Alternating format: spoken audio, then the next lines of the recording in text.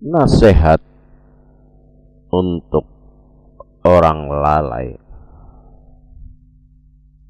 Saudara sekalian, kelalaian merupakan salah satu penyakit yang paling berbahaya yang menimpa individu maupun umat manusia. Kelalaian adalah penyakit yang amat membinasakan, yang membunuh kebaikan dan penghancur semangat. Kelalaian adalah pohon yang buruk, yang disirami dengan air kebodohan, dan yang pada akhirnya akan membuahkan su'ul khotimah atau akhir kehidupan yang buruk.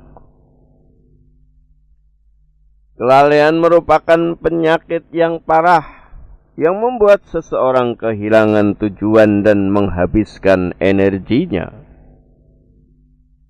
Jika kelalaian ini mengenai seorang yang alim, maka kelalaian akan meninggalkan si alim dalam keadaan jahil. Jika kelalaian mengenai orang kaya, niscaya kelalaian ini akan meninggalkan si kaya dalam keadaan miskin. Jika kelalaian menimpa orang yang terhormat, niscaya kelalaian akan mengubahnya menjadi orang yang hina dina. Saudara sekalian, kelalaian adalah kebinasaan tanpa kematian, kesia-siaan tanpa adanya yang hilang. Hijabnya, tutupannya, batasnya tampak lembut, kemudian bertambah tebal sedikit demi sedikit, sehingga hijab atau tutupan itu pun menjadi tebal dan membuat hati manusia menjadi terbalik tanpa ada kebaikan padanya. Dengan demikian, ghaflah atau kelalaian adalah kata yang di bawahnya termasuk semua hal yang tidak mencapai tingkat kesempurnaan, karena sibuk atau menyibukkan diri dengan apa yang lebih rendah dari itu. Al-Quran membicarakan fenomena ini dalam banyak tempat, saudaraku sekalian.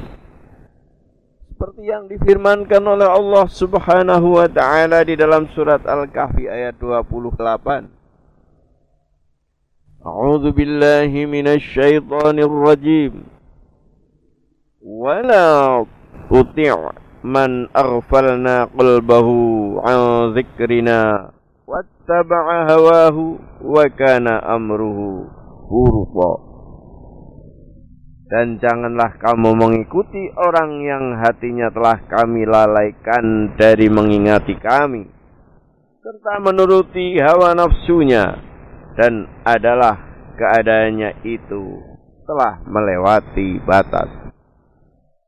Allah Ta'ala juga berfirman,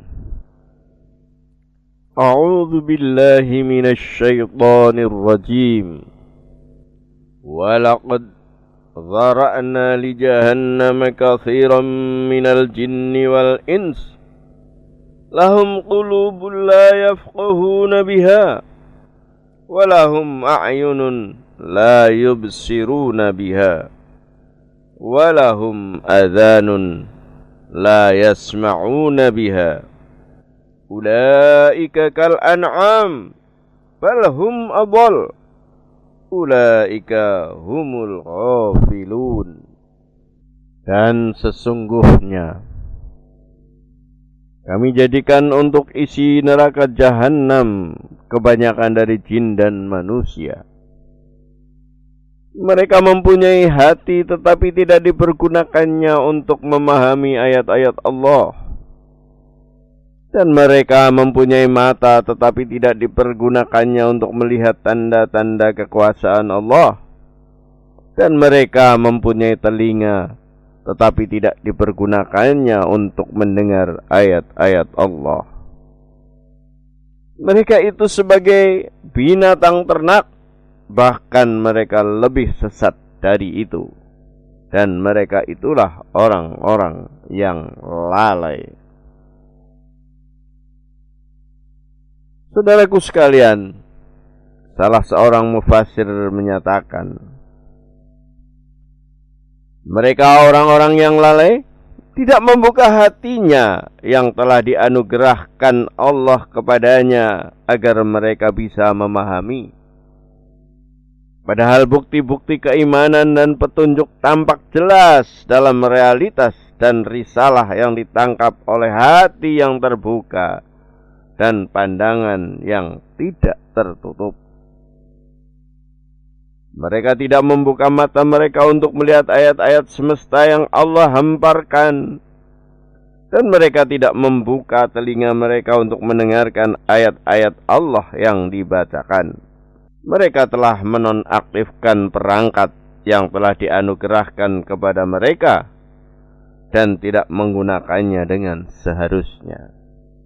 Sehingga mereka hidup dalam keadaan lalai dan tidak bertadabbur.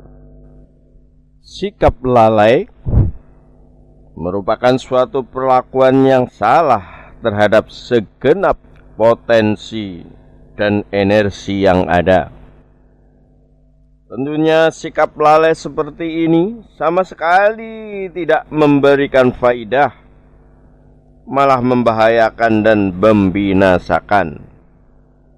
Saudara sekalian, Al-Quranul Karim menegaskan rusaknya kecenderungan seperti ini dan menamakannya sebagai ghaflah atau kelalaian.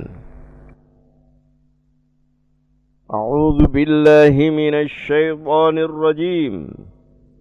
Ya'lamuna zahiran minal hayatid dunya wa hum 'anil akhirati hum ghafilun. Mereka hanya mengetahui yang lahir saja dari kehidupan dunia, sedang mereka terhadap kehidupan akhirat telah bersikap lalai. Surat Ar-Rum ayat 7. Seseorang memperhatikan urusan-urusan dunianya saja dengan mengalahkan akhiratnya. Dalam urusan dunia, orang lalai amat pandai dan senang berkompetisi. Sedang dalam urusan akhirat, orang lalai adalah sosok yang lalai dan gagal. Ia senang dengan dunia dan menyia-nyiakan agamanya, dan tidak ada rumahnya yang tersia-siakan. Saudara sekalian, kelalaian itu bisa terjadi karena perilaku yang tidak sadar akibat dari faktor-faktor sebelumnya. Misalnya, banyak dosa, terbiasa melakukan kemaksiatan, rusaknya lingkungan atau milieu atau bi'ah, berteman dengan orang-orang yang lalai. Semua itu bisa membuat seseorang lalai yang dapat mengantarkannya menjadi tidak merasakan kelalaian yang terjadi pada agama dan dunianya. Sengaja lalai dan memilih untuk lalai dengan sadar. Hal ini ia lakukan karena berzikir dan terjaga itu asing bagi kebiasaan jiwanya yang sakit, serta berkuasanya hawa nafsu yang telah buta. Seperti orang yang mabuk, yang tak ingin sadar dari mabuknya, ia tak memikirkan apapun jua. Kelalaian saudaraku bisa pula terjadi karena direncanakan oleh pihak lain, yang ditujukan untuk mengamankan ketundukannya kepada pihak lain itu, atau untuk mendapatkan sesuatu yang tidak mungkin didapatkan jika pihak yang lalai itu tersadar. Ini adalah yang dinamakan dengan proses pelalaian. Contohnya, seperti tindakan syaitan iblis laknatullah yang melalaikan manusia sehingga manusia berjalan di belakang syaitan itu bagai kucing yang buta. Juga seperti tindakan musuh-musuh Islam yang sengaja membuat kaum muslimin lalai terhadap kondisi kekiniannya serta masa lalunya untuk menjamin ketundukan kaum muslimin terhadapnya dan mengambil kekayaannya. Saudara sekalian, termasuk orang lalai adalah orang yang tidak mengetahui kondisi hatinya, apakah hatinya sakit atau sehat. Orang lalai adalah orang yang tidak hati-hati terhadap tipu daya syaitan. Orang lalai adalah orang yang tidak mengetahui jalan keselamatan. Orang lalai adalah orang-orang yang menyia-nyiakan umurnya secara tidak berguna. Orang lalai adalah orang yang tidak mau mencapai hal-hal yang tinggi dan senang perkara-perkara rendahan dan murahan. Orang yang lalai adalah orang yang tidak memperhatikan rencana musuh terhadap diri dan umatnya. Orang lalai, saudara sekalian, adalah orang yang sengaja buta terhadap kebenaran dan terus tenggelam dalam kebatilan. Orang yang lalai adalah orang yang membiarkan musuhnya untuk menuntunnya kepada arah yang tidak ia ketahui.